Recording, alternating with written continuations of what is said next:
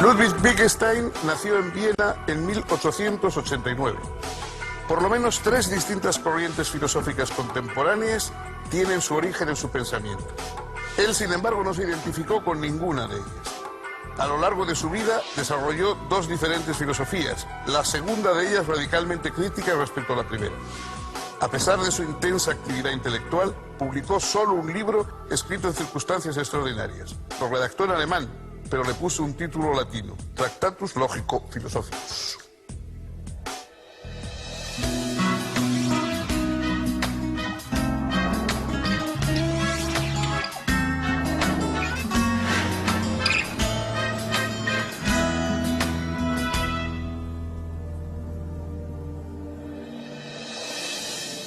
¿Qué tal, amigas, amigos? Bienvenidos. Hoy vamos a hablar de un filósofo, de uno de los, sin duda, de los más influyentes, de los 2, 3 más influyentes de todo el siglo XX, que a la vez fue una persona singular, un personaje de novela, realmente, y en sentido literal, puesto que ha habido autores que han tomado a Ludwig Wittgenstein como protagonista de historias, de novelas. Realmente fue un personaje fascinante, como suele decirse.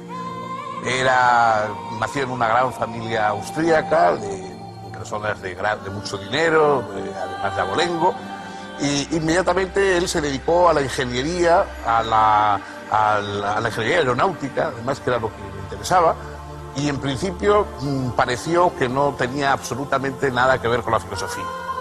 Por una serie de azares biográficos fue a Londres y entonces allí, luego más tarde en Oxford, empezó a estudiar y a hacer calas en el pensamiento filosófico, aunque él no llegó nunca a leer ni estudiar filosofía en el sentido serio del término, pero empezó a hacer aproximaciones al pensamiento filosófico y le interesó extraordinariamente la filosofía de la matemática y de la lógica de Bertrand Russell. Y cierto día se presentó a Russell y le dijo: mire, ¿a usted le parece que soy idiota? Russell se quedó un poco sorprendido y dice: bueno, dice, yo le voy haga usted el examen, hágame las preguntas. Si usted piensa que yo soy idiota, me dedico a ingeniería aeronáutica. Pero si piensa que no soy idiota del todo, voy a intentar hacer filosofía. Y, bueno, Russell le dijo: no, haga usted filosofía.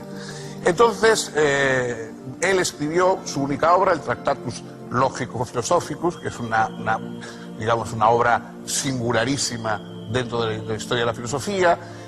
Practicó y fue una especie de medio profesor, medio gurú allí en Inglaterra, después de haber participado en la guerra mundial en Europa, y llevó una vida totalmente al margen de las convenciones académicas. Él era un hombre extraño, callado, melancólico, de extraordinaria belleza física, con una homosexualidad que nunca logró asumir de manera explícita, y creó un influjo, tuvo una influencia extraordinaria en todo el que lo conoció. Todos los que lo conocieron dicen que, bueno, que leer sus libros, leer su obra no era nada, que el asunto era conocerle a él, estar en contacto con él. Un personaje carismático, una obra sumamente singular, no fácil, pero enormemente influyente en el pensamiento anglosajón y, bueno, yo creo que el pensamiento europeo y americano del siglo pasado. Si continúan con nosotros, vamos a ver la vida, la obra, el pensamiento de Ludwig Wittgenstein.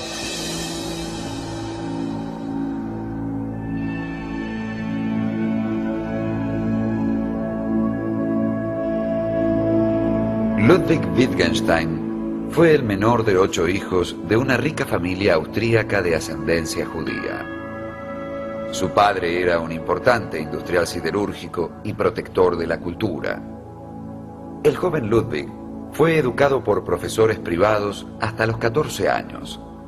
Luego cursó estudios en la Escuela Real de Linz y en la Escuela Técnica Superior de Berlín. Su formación como ingeniero lo llevó a inscribirse en la Universidad de Manchester y luego a diseñar un exitoso motor para aviones. Pronto sus intereses se desplazaron hacia las matemáticas puras y el problema de su fundamentación. El lógico alemán Gottlob Frege, internacionalmente famoso por ese entonces, le aconsejó estudiar con Bertrand Russell en Cambridge. Russell había escrito, junto con Alfred North Whitehead, una obra titulada Principia Mathematica, en la que pretendía deducir toda la matemática de la lógica. Dicho trabajo fue crucial para la constitución de la matemática contemporánea. Wittgenstein la leyó cuidadosamente y decidió abandonar la ingeniería y dedicarse a la filosofía. En 1913 murió su padre y Wittgenstein se mudó a Noruega. Construyó una cabaña en un solitario fiordo y vivió en profundo aislamiento. Durante un año aproximadamente, trabajó intensamente en diversos problemas de lógica y mantuvo correspondencia con Russell. Al estallar la Primera Guerra Mundial, se alistó como voluntario en la artillería austríaca. Durante los 4 años que estuvo en el frente, llevó en su mochila algunos cuadernos en los que anotaba sus pensamientos filosóficos. En 1918 fue tomado prisionero por el ejército italiano. En el campo de prisioneros de Monte Cassino, Wittgenstein dispuso de tiempo libre para revisar y reordenar sus apuntes. Desde su prisión, gracias a John Maynard Keynes, futuro Nobel de Economía y condiscípulo suyo de Cambridge, logró hacerle llegar una copia a Russell. El manuscrito se titulaba Tractatus Logico-Philosophicus. Wittgenstein fue liberado en 1919. En Viena, renunció a su parte de la herencia paterna en favor de sus hermanos. Se encontró con Russell en Holanda y discutió con él su trabajo línea por línea. Ciertas diferencias entre las perspectivas de uno y otro se hicieron cada vez más evidentes. El Tractatus Logico-Philosophicus fue publicado en alemán en 1921. Un año después, Russell lo hizo publicar en Inglaterra con una introducción para facilitar la edición del libro. Wittgenstein no aprobaba la introducción de Russell, convencido de que mostraba incomprensión de aspectos centrales de su trabajo. Wittgenstein y Russell se distanciaron definitivamente.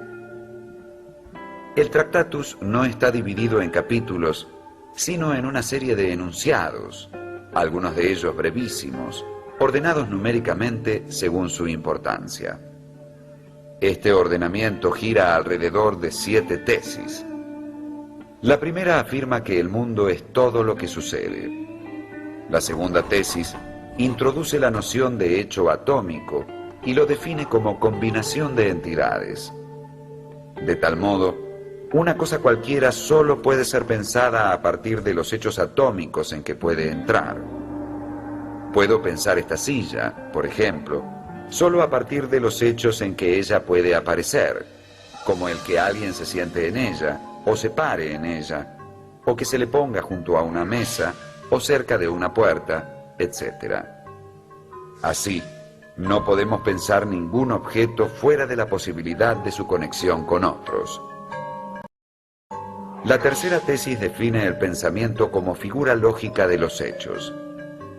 Wittgenstein afirma, en consecuencia, que lo que es pensable es también posible. La cuarta tesis enfatiza la relación entre pensamiento y lenguaje. Señala Wittgenstein que la mayoría de las cuestiones filosóficas no son falsas, sino que simplemente carecen de sentido.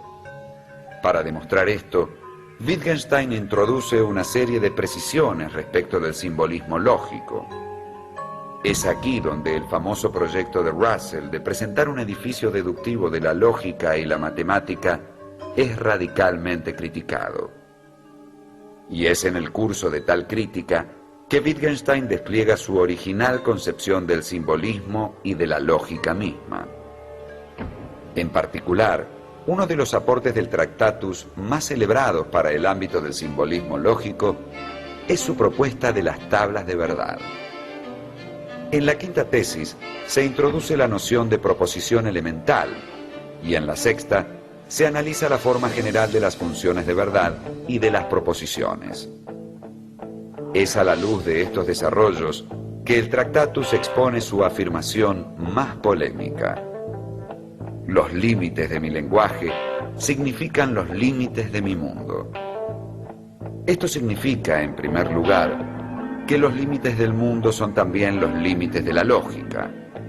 Nada podría ser ilógico, porque si lo fuera, no pertenecería al mundo.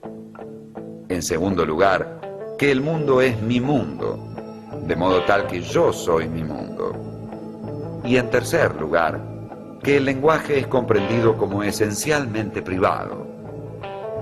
Contra ello reaccionaría el propio Wittgenstein en su obra posterior. Además de ocuparse de los problemas del simbolismo lógico y de refutar breve y sistemáticamente el proyecto de los Principia Mathematica, el Tractatus intenta describir la estructura del lenguaje proposicional en general y delimitar lo que excede esa estructura.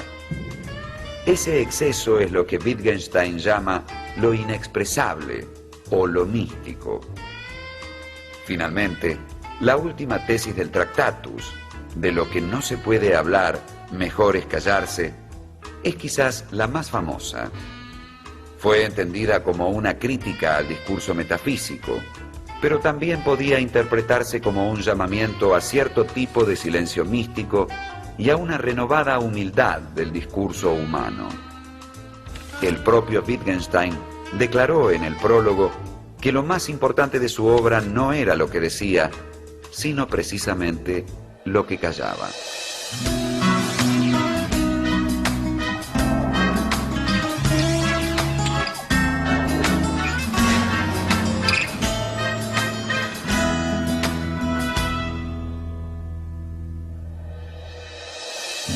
El mérito de Wittgenstein es que puso en el centro de la atención del pensamiento contemporáneo el tema del lenguaje. Para Wittgenstein el verdadero problema es el lenguaje. Los lenguajes que nosotros manejamos de una manera más bien espontánea y reflexiva y que da lugar a todo tipo de trampas, de equívocos, de paradojas. ¿Hay la posibilidad de hacer un lenguaje que realmente sea una verdadera descripción del mundo tal como es? Un lenguaje purificado de alguna forma de todas esas ambigüedades que lo constituyen habitualmente. El Tractatus es un esfuerzo por una teoría del lenguaje. Intenta ser una teoría del lenguaje y a través del lenguaje una teoría del mundo. Cada uno tenemos un mundo y el mundo es eso que nos viene a través de nuestro lenguaje. Las proposiciones del lenguaje representan de alguna forma el mundo que existe, incluso pictóricamente. Hay toda una aproximación pictórica, digamos, de que la propia disposición de las palabras en una frase, en una proposición, están representando el mundo en el que nos movemos. Todo el esfuerzo de Wittgenstein es por analizar y por buscar la entraña en la cual el lenguaje se relaciona con el mundo. Está, digamos, tapada por la cantidad de los diversos lenguajes que utilizamos, por sus caprichos sintácticos y semánticos, pero ¿cuál es el núcleo central? El núcleo central en el cual el lenguaje logra convertirse en reflejo del mundo. Y hasta qué punto ese mundo nos llega exclusivamente a través del reflejo de esa esencia, digamos, del lenguaje. La obra, el Tractatus, está escrito de una manera curiosa, está escrito en pequeños parágrafos numerados que dan una impresión de una obra que parece más bien un manual técnico de instrucciones de algún aparato o algo por el estilo, y ese aparato efectivamente es el lenguaje, y también con frases que tienen de vez en cuando a lo críptico y casi a lo místico, ¿no? Todo el pensamiento, dice Wittgenstein, todo lo que expone en ese pequeño libro, que es un libro muy pequeño, bueno, pues cabe al final en una proposición. Es como una escalera por la cual subimos y una vez que hemos llegado a donde queríamos, es decir, a comprender lo que queríamos, olvidamos la escalera, tiramos la escalera y la dejamos, porque lo que cuenta es haber llegado a ese estadio de mayor lucidez. Ese pequeño Tractatus fue presentado como una especie de tesis doctoral, por decirlo de algún modo, apadrinada por el propio Bertrand Russell, que le escribió un prólogo, y por George Moore, hubo un debate de lo más animado, porque Wittgenstein no era precisamente muy respetuoso con sus mayores y discutía con ellos como, en fin, si hubieran sido gente de la calle. Y finalmente, cuando ya Russell y Moore pues, le otorgaron el reconocimiento académico que había buscado, él salió pasando el brazo confiadamente por encima de los hombros de cada uno de ellos y diciendo: nunca entenderán ustedes nada.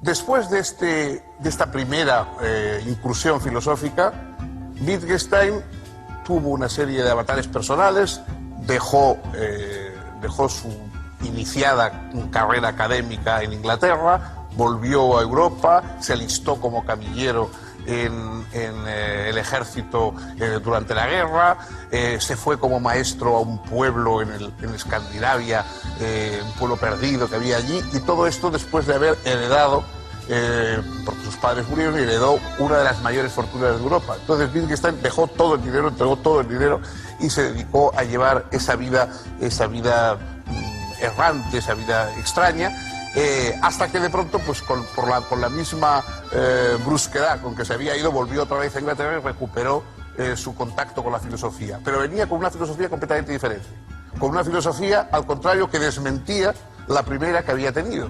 En vez de buscar un lenguaje perfecto al margen de la turbulencia de los lenguajes reales, dijo: no, solo existen los lenguajes reales, los lenguajes que utilizan, y lo que tenemos que hacer es comprender el mundo a través de esos lenguajes. Es decir, cada uno de esos lenguajes está indicándonos perspectivas sobre el mundo, y entonces empieza a analizar los juegos del lenguaje, los juegos cada uno de los juegos que jugamos al hablar, porque al hablar estamos jugando con el lenguaje, estamos jugando a decir, jugando a seducir, jugando a amenazar, jugando a investigar.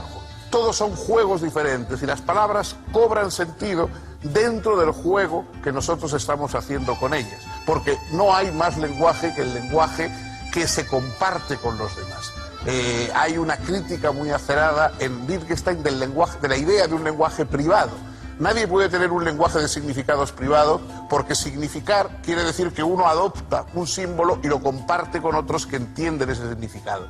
Esta segunda filosofía, de alguna forma, es lo contrario, desmiente la filosofía del anterior, pero también, por otra parte, la prolonga y la complementa. En la primera filosofía de Wittgenstein fue aceptada por los neopositivistas, por la Escuela de Viena, por los Maurice Lick, Carnap, etcétera, que le consideraron un avance importante. Esta segunda dio lugar a toda una corriente, lo que se llama la filosofía analítica, la escuela de Cambridge, y toda una gran corriente de filosofía anglosajona que prácticamente ha llegado hasta nuestros días.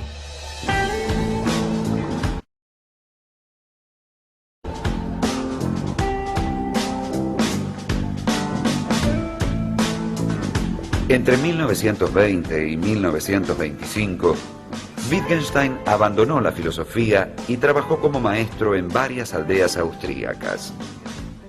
En 1926, ingresó como jardinero en un monasterio cerca de Viena.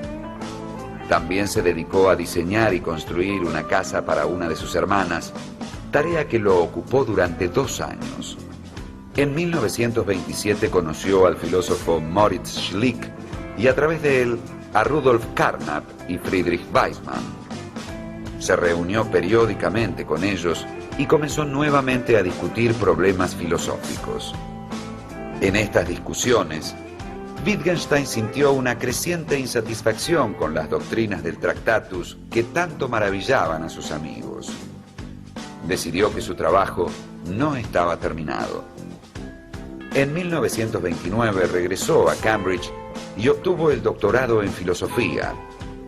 Dio una importante disertación conocida como Conferencia sobre Ética y comenzó a dictar clases reducidas que pronto se hicieron famosas. Comenzó a circular el rumor de que Wittgenstein estaba desarrollando una filosofía radicalmente diferente de la del Tractatus. En 1937, al producirse la anexión de Austria por Alemania, Wittgenstein adoptó la ciudadanía británica. Los apuntes de sus clases comenzaron a circular por ámbitos cada vez más amplios. Durante toda la Segunda Guerra Mundial, colaboró como enfermero en Londres y en Newcastle. En 1947, renunció a su cátedra en Cambridge y se estableció en Irlanda, donde falleció, víctima de cáncer, 4 años después. Entre su obra póstuma, se destaca su libro Investigaciones filosóficas. Allí critica la concepción del lenguaje privado que había defendido en el Tractatus. En esta crítica se produce una importante profundización de la comprensión del lenguaje. Wittgenstein plantea que el lenguaje no solo representa los hechos del mundo, sino que también sirve para pedir, orar, preguntar o llamar. No puede reducirse, pues, el fenómeno lingüístico a la función descriptiva o informativa. Y cuando se analiza el lenguaje en todas sus manifestaciones, se deja ver que se trata de una relación interpersonal. Estudiar un lenguaje o un uso de un lenguaje es estudiar una forma de vida social. Y en ella nos relacionamos mediante diferentes juegos. Alcanzar una comprensión adecuada del lenguaje no significa más que comprender los diversos juegos de lenguaje en que nos vemos involucrados. En el Tractatus, Wittgenstein había entendido a la filosofía como una terapéutica. Esa noción se agiganta en las investigaciones lógicas. La filosofía debe aclarar los conflictos en que nos vemos envueltos cuando confundimos los juegos de lenguaje que jugamos. Debe mostrarnos que estamos jugando mal cuando despojamos a las palabras de sus usos cotidianos y sus situaciones concretas. Es lo que habitualmente ocurre cuando los filósofos tradicionales persiguen esencias puras. En realidad, no hay un orden perfecto a descubrir, sino una innumerable dispersión de órdenes posibles establecidos desde los juegos de lenguaje en que cotidianamente participamos y las respectivas prácticas sociales. Aquí se anudan el Tractatus y las investigaciones, en la noción de que la filosofía no es, en última instancia, una teoría o una doctrina, sino una actividad.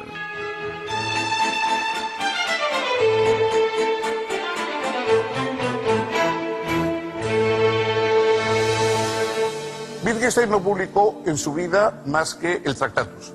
Las otras obras que han ido apareciendo, las investigaciones filosóficas, los cuadernos azul y marrón, en fin, todas las otras obras son obras apuntes de sus oyentes que tomaron durante sus clases, apuntes que él hacía para ayudarse al dar sus charlas, alguna conferencia, en fin, textos, digamos, más o menos debidos a su pluma, aunque a veces no directamente, desde luego que él no vio nunca editados. En su primer momento el impacto de la personalidad de Wittgenstein, el hecho de que tenía un grupo de adoradores que le seguían verdaderamente como si fuera, pues eso, no un filósofo, sino un gurú, sino un personaje místico, esa influencia fue extraordinaria. Cuando se anunció que iban a salir editadas las investigaciones filosóficas, que no es un libro precisamente divertido ni de Harry Potter, en las colas en Cambridge y todas las grandes librerías se formaron unas colas inmensas desde madrugada de todos los adictos a Wittgenstein que querían inmediatamente tener la obra de este pensador singular. Su influencia en un primer momento fue absoluta, es decir, toda la filosofía anglosajona, mientras que en Europa continental me refiero, fue visto con bastante distancia, con rechazo, en fin, fue ignorado en buena medida. En cambio, en el mundo anglosajón, tanto en Inglaterra como más tarde en Estados Unidos, tuvo un impacto extraordinario, es decir, la filosofía analítica, la filosofía que se plantea como un disolver problemas. O sea, la filosofía no tiene ningún mensaje, dice Wittgenstein, no tiene ningún mensaje especial, no tiene ningún conocimiento especial. Lo que hace es resolver problemas del lenguaje. La mayoría de los problemas filosóficos son nudos que se nos forman en el lenguaje y que no logramos desatar. Y la filosofía tiene que ser lo que nos ayude a desatar esos nudos que se forman en el lenguaje. no es un conocimiento positivo, sino al contrario, es una liberación de los problemas que se nos forman por la mala utilización del lenguaje. Esta fue su doctrina, ha tenido un gran impacto, quizá hoy está en cierta baja respecto a antes, pero nos queda, por supuesto, aparte de su pensamiento y de su vida, la figura misma de Wittgenstein, que recogen libros como, por ejemplo, algunas novelas de Thomas Bernhard, que también era austríaco, escribió pues, El sobrino de Wittgenstein, y algunas otras obras que le representan o representan a personajes semejantes y que muestran ese impacto que tuvo en todos los que lo conocieron, en todos sus contemporáneos. Cuando murió, aún muy joven, de un cáncer en casa de unos amigos, sus últimas palabras fueron: dígales que he tenido una vida maravillosa. Quizá debamos creer. Bueno, con esto concluimos hoy. El próximo día, sí, con su compañía, por supuesto, seguiremos con otro filósofo y otra perspectiva intelectual.